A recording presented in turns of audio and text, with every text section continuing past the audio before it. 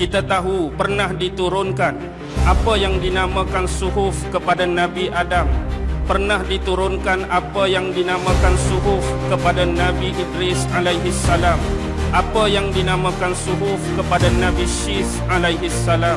Apa yang dinamakan suhuf kepada Nabi Ibrahim alaihi salam. Dan pelengkap kepada suhuf-suhuf tersebut, Allah menurunkan 4 buah kitab, yaitu Taurat menerusi Nabi Allah Musa, Zabur menerusi Nabi Allah Daud, Injil menerusi Nabi Allah Isa, dan Al-Quran sebagai pelengkap kepada semua suhuf dan kitab tersebut kepada Nabi Muhammad sallallahu alaihi wasallam.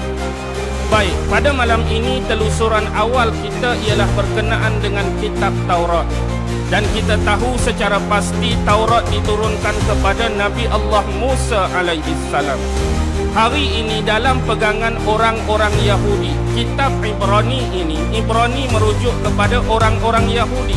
Kitab Ibrani hari ini dipanggil sebagai Tanakh.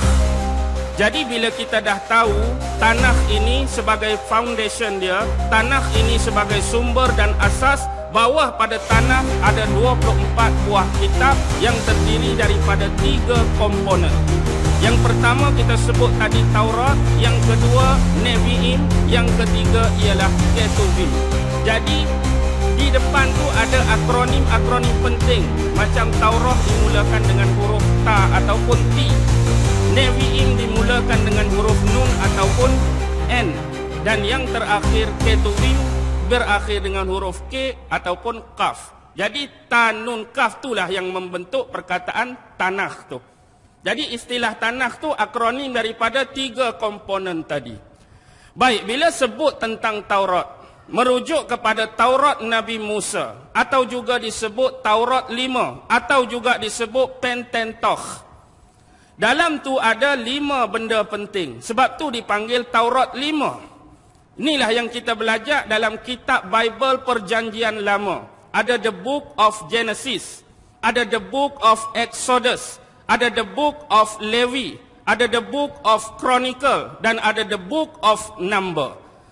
Walaupun demikian, kita harus memahami Taurat sebelum ini ditafsirkan oleh ulama-ulama ataupun Rabbaini daripada Yahudi selepas pada kewafatan Nabi Musa dan Nabi Harun. Mereka menuturkan secara turun-temurun secara lisan. Jadi lisan itu kita nak dapat di mana? Tak akan dapat kecuali telah disadurkan kepada ulama-ulama yang menjadi murid mereka.